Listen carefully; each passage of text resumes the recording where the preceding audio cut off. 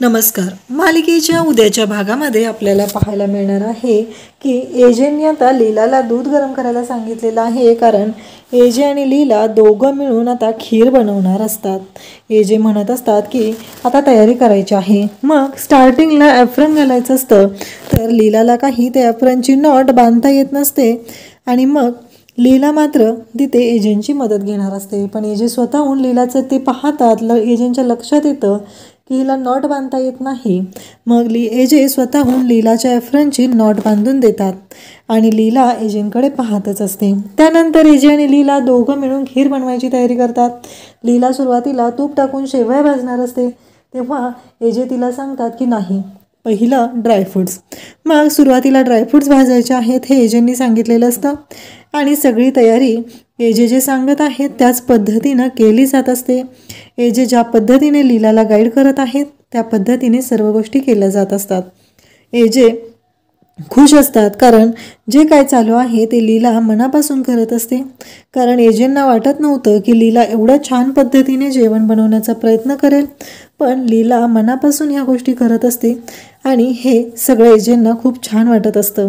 लीलाने या गोष्टी मनापासून केलेल्या असतात. लीला खुश असते आणि त्याचबरोबर खीर बनवल्यानंतर एजे सांगतात की खरंच खूप छान अशी खीर झालेली आहे. मग आजी तिथे येतात आणि म्हणतात किती छान सुगंध दरवळतोय. तेव्हा लीला म्हणते की हो, खरंच एजेंनी बनवली ना खीर. तेव्हा आजी म्हणतात मला पण टेस्ट करायचे, पहिलं देवाला आणि मग नंतर तुमच्या देवाला, असं आजी लीलाला सांगू लागतात. त्याचबरोबर आपल्याला पाहायला मिळतं की हे सगळं जेव्हा घडत असतं तेव्हा मात्र आजी खुश झालेले असतात आणि इकडे कालिंदीने मात्र कांगावा करायला सुरुवात केलेली असते. कालिंदीचं असं म्हणणं असतं की तुम्ही जे काही केलेलं आहे ते सगळं असं विचित्र पद्धतीने वागत आहात, कारण ती दुर्गा येऊन गेलेली, एवढा काय फरक पडतो. आपली मुलगी जर श्रीमंताच्या घरी द्यायची असेल तर एवढ्या गोष्टी आपल्याला सहन कराव्याच लागणार आहेत, असं इकडं कालिंदीचं म्हणणं असतं. त्याचबरोबर आपल्याला पाहायला मिळतं की लीला आता बनवलेली जी खीर आहे ती घेऊन रूममध्ये येते. अंतराच्या फोटोच्या समोर ती खीर ठेवते आणि तिथे अंतराला बोलू लागते, अंतराला सांगू लागते आम्ही आणि एजेंनी पहिल्यांदाच आज ही खीर बनवलेली आहे, असं ती अंतराला सांगत असते. अंतराशी ती गप्पा मारत असते. एजे तिथे येतात आणि पाहतात आणि ते लीलाला म्हणू लागतात की व्हॉट्स रॉंग विथ यू, असं ते लीलाला विचारत असतात. तेव्हा लीला म्हणत असते काय झालं, अहो खीर मी दिलेली आहे अंतराताईंना. तेव्हा एजे म्हणतात तुला कळतंय का, गरज काय होती हे सगळं करायची. तेव्हा लीला म्हणत असते अहो कसं आहे माहिती आहे का, तुमच्यासाठी जशा अंतराताई जवळच्या आहेत ना, माझ्यासाठीही तशाच आहेत, अगदी माझ्या मैत्रिणीसारख्या आहेत. आणि त्याचबरोबर इकडे अंतरा बोलत असते, एजेंना सांगत असते, एजेंना म्हणत असते की हे सगळं जे काय आहे ना हे त्यांना कळलंच पाहिजे आणि त्या तुमच्या जशा जवळच्या आहेत तशा माझ्याही जवळच्या आहेत, मग काय प्रॉब्लेम आहे. आणि त्याचबरोबर इकडे सगळ्या सुना ज्या आहेत त्या विचार करत बसलेल्या असतात, त्यांच्या डोक्यात विचार सुरू झालेले असतात. त्या म्हणत असतात की हे सगळं का असं होतंय, सगळ्या गोष्टी लीलाच्या बाजूनेच का होत आहेत, हा विचार त्यांच्या डोक्यात सुरू झालेला असतो. इकडे यशला रेवतीचा कॉल आलेला असतो. रेवती म्हणत असते की यश मला तुझ्याशी बोलायचं आहे. यश म्हणत असतो हो आपण भेटूया आणि मग बोलूया.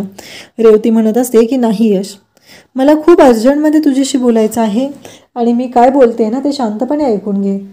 तेव्हा रेवतीचं असं म्हणणं असतं की यश काहीही झालं तरी आपलं जे रिलेशन आहे ते पुढे नाही जाऊ शकत, मी तुझ्या योग्यतेची नाही, मी या पद्धतीनं मी तुला सांगत आहे.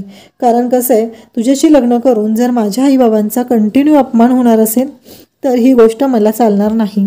त्यापेक्षा मी तुझ्याशी लग्न करणार नाही. मी एकटीच बरी होती, माझी स्वप्न छोटी होती आणि मी त्या माझ्या स्वप्नांमध्ये आनंदात असायचे. हे सगळं रेवती बोलत असते. यशला बिचाराला वाईट वाटतं, कारण त्याला कळतच नसतं की हे सगळं ती का बोलत आहे. इकडे आपल्याला पाहायला मिळतं की लीला आणि एजे खीर टेस्ट करत असतात. तेव्हा लीला म्हणत असते खरंच एजे तुमच्या हातामध्ये ना जादू आहे, जादू. ते म्हणतात ना तुमच्यावरती अन्नपूर्णा प्रसन्न आहे, अन्नपूर्णेचा वरदहस्त आहे, हे सगळं लीला बोलत असते. एजे मात्र हे सगळं पाहत असतात. एजे म्हणतात अगं खीर तू बनवलीस लीला. तेव्हा लीला म्हणते शक्य आहे का, नाही, हे पॉसिबलच होऊ शकत नाही आहे. मी खीर बनवणं, अहो एजे तुम्ही मला गाईड करायला होता म्हणून मी एवढी छान खीर बनवू शकली आहे. तुम्ही बनवले, तुम्ही सांगितले, नाहीतर माझ्याकडून शक्यच नाही. मी आणि खीर हे कॉम्बिनेशनच होऊ शकत नाही. हे लीला बोलत असते. एजे मात्र लीलाकडे पाहत असतात. एजेंना कळत नसतं की ही मुलगी म्हणजे काय आहे, कारण ही जे बोलत आहे अगदी मनापासून ही बोलत असते. हिच्या डोक्यात काय चालू असतं हे कळतच नसतं. असं एजे बोलत असतात. तेव्हा लीला म्हणते की एजे खरंच आता खीर खाल्लेले आहे ना, आपण एक गेम खेळूया. तेव्हा एजे म्हणतात की नाही, अजिबात नाही लीला. पण लीला ऐकायलाच तयार नसते. लीला हट्टाला पेटलेली असते. लीला म्हणत असते की नाही एजे प्लीज आपण एक गेम खेळूया. पण एजे ऐकतच नसतात. तेव्हा लीला म्हणते मला माहिती आहे तुमच्या मनातलं जे काय आहे ना ते मला कळेल, म्हणून तुम्ही माझ्यासोबत गेम खेळत नाही. तेव्हा एजे म्हणतात काय चाललंय नक्की तुझं हे सगळं. तेव्हा लीला म्हणते प्लीज एजे. एजे म्हणतात की नाही. एजे जोरात ओरडतात लीला. तेव्हा लीला पण जोरात ओरडते. एजे असं ती ओरडते. आणि त्याचबरोबर लीलाचं असं म्हणणं असतं की एजे तुम्ही असं का करताय, मला सांगा ना एकदा काय प्रॉब्लेम आहे, असं लीला एजेंना म्हणत असते. तिच्या डोक्यात एकच सुरू असतं की एजे प्लीज तुमच्याकडून मला कळलंच पाहिजे की काय प्रॉब्लेम आहे, असं लीला बोलत असते. आणि एजेंना बोलतं करण्याचा प्रयत्न करत असते. आणि मग एजेंना ती म्हणते की गेम असा आहे की मी तुम्हाला काही गोष्टी सांगणार आहे आणि त्या पद्धतीनं तुम्ही त्याची उत्तरं द्यायची आहेत. मग मी तुमच्या मनात जे काय आहे ते शोधेल. आणि त्याचबरोबर इकडे लीला आता एजेंना विचारायला सुरुवात करते पॅशन. तेव्हा एजे सांगतात की कुकिंग. त्याचबरोबर त्यानंतर लीलाचा पुढचा प्रश्न असतो फ्रेंड. त्यानंतर तो टायगर. त्याचबरोबर लीला असे अनेक प्रश्न एजेंना विचारत असते. एजेंना विचारत असते की मला सांगा नक्की तुमच्या डोक्यात काय सुरू आहे. आणि मग लीला अशा गोष्टी विचारत जाते. करिअर, त्याचबरोबर ते म्हणतात की सक्सेस, ह्या सगळ्या गोष्टी चालू असतात. आणि मग लीला शेवटी एजेंना विचारते की प्रेम म्हणजे लव. तर एजे शांतच होतात. एजेंना कळतच नाही आहे की हे सगळं काय आहे, मी काय उत्तर देऊ ह्या प्रश्नाचं. हा प्रश्न एजेंना पडलेला असतो. लीला म्हणते की काय झालं एजे, तुम्ही काहीच का बोलला नाहीत. हो, मला तर वाटलेलं की तुम्ही अंतराताईंचं नाव घ्याल. लीला मात्र तिथून निघून जाते. एजेही विचार करू लागतात की मी अंतराचं नाव कसं काय घेतलं नाही, हे असं कसं झालं. लीला विचार करत असते. दुसऱ्या दिवशी सकाळी एजे पाहत असतात त्यांच्या फोनवरती रेवतीचे खूप सारे मिस कॉल आलेले असतात. आणि मग एजे विचारणार असतात तेवढ्यातच ईश्वरू कॉफी घेऊन येतो. ईश्वरूने कॉफी आणलेली असते. आणि हे सगळं जेव्हा एजे पाहतात तेव्हा ते लीलाबद्दल विचारतात. तेव्हा एजेंना ईश्वरू म्हणू लागतो की मला माहिती आहे तुम्हाला तुमच्या बायकोच्या हातची कॉफी हवी आहे, परंतु गोष्टच अशी आहे की तुमची बायको आत्ता घरात नाही. हे सगळं बोललं जात असतं. आणि ईश्वरू हे बोलत असतो. एजेंना मात्र भयानक राग येत असतो. मग एजे लगेचच लीलाला फोन करतात. लीलाला विचारू लागतात की काय झालं, तू कुठं आहेस लीला, कारण ईश्वरूने सांगितलेलं असतं की त्या घाईघाईत गेलेल्या आहेत. तेव्हा लीला सांगते की मी थोडं बाहेर निघालेले आहे, रेवतीचा मला कॉल आलेला होता. एजे सांगतात हो, माझ्या पण फोनवरती खूप सारे मिस कॉल आलेले आहेत. तेव्हा ती सांगते काही नाही, ते बेकरीच्या संदर्भात तिला बोलायचं होतं ना, मग मी तिकडंच चाललेली आहे. हे ऐकल्यानंतर एजे म्हणतात की सगळं ओके आहे ना. पण लीला मात्र एजेंना काहीच ठीकसं सांगत नाही. पण एजेंच्या लक्षात आलेलं असतं. लीला मात्र एजेंना काहीच बोलत नाही. ईश्वरूला ते बॅग करायला सांगतात रेडी. आणि ईश्वरूला विचारतात की आजच्या मीटिंगचं शेड्यूल काय आहे. ईश्वरूने बॅग अगदी चुकीच्या पद्धतीने भरलेली असते. एजेंना मात्र खूप राग आलेला असतो. एजे भयानक चिडलेले असतात. लीला इकडे घरी पोचलेली असते आणि रेवतीकडे ती पाहत असते. रेवती मात्र ऑर्डरवर ऑर्डर घेत असते आणि ती क्लायंटशी बोलत असते. तेव्हा लीला म्हणते की हे सगळं काय आहे. तेव्हा रेवती म्हणते की काही नाही. तेव्हा लीला म्हणते की एक गोष्ट लक्षात ठेव, आपण दोघी सख्या बहिणी नाही आहे माहिती आहे मला, पण आपण दोघी इतक्या जवळच्या आहोत की त्यासाठी सख्या बहिणी असणंही गरजेचं नाही.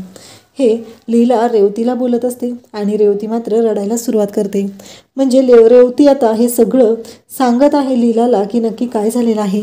आणि रेवतीने यशला तर सरळ सांगितलेलं असतं की माझ्यामुळे माझ्या ताईमध्ये आणि एजंटमध्ये मला प्रॉब्लेम नको आहे, त्यामुळे आपण हे रिलेशन पुढे न्यायचं नाही. ह्या सगळ्या गोष्टी घडलेल्या असतात. आणि त्याचबरोबर रेवती आता लीलाच्या मिठीत येऊन रडू लागते.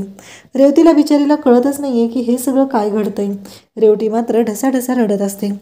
तर 31 तारखेच्या भागामध्ये आपल्याला पाहायला मिळणार आहे की आता कालिंदीला हे सत्य कळतं. कालिंदीला खूप राग आलेला असतो. कालिंदी म्हणत असते की म्हणजे तुझ्या बहिणीचं सुख तुला बघवत नाही. एक गोष्ट तुला करायची होती पण तीही तू करू शकलेली नाही. म्हणजे तुला एकच गोष्ट कळणार आहे आता, ती म्हणजे ती शिक्षा तुला द्यावीच लागणार आहे.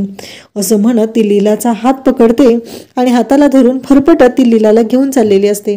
इकडे लीलाला मात्र खूप मोठा धक्का बसलेला असतो आणि रेवू पण ओरडत असते. आणि नेमके त्याच वेळेस एजे आता त्यांच्या घरी आलेले असतात.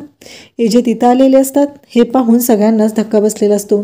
लीला नाही नाही म्हणत असते पण कालिंदी मात्र त्या रूममध्ये लीलाला घेऊन जाते. एजेही तिथं पोहोचलेले असतात आणि त्याच वेळी एजे पाहतात लीलाची अवस्था. कारण एजे डायरेक्टली घरात आलेले असतात. त्या रूममध्ये लीलाला नेलेलं असतं आणि तिथे कालिंदी तिला म्हणत असते की लिही, मी माझ्या बहिणीच्या आयुष्याचं वाटोळं केलेलं आहे. तिच्या आयुष्यामध्ये मी आनंदाचा क्षण आणू शकत नाही. या सगळ्याला मी जबाबदार आहे. हे सगळं लिही.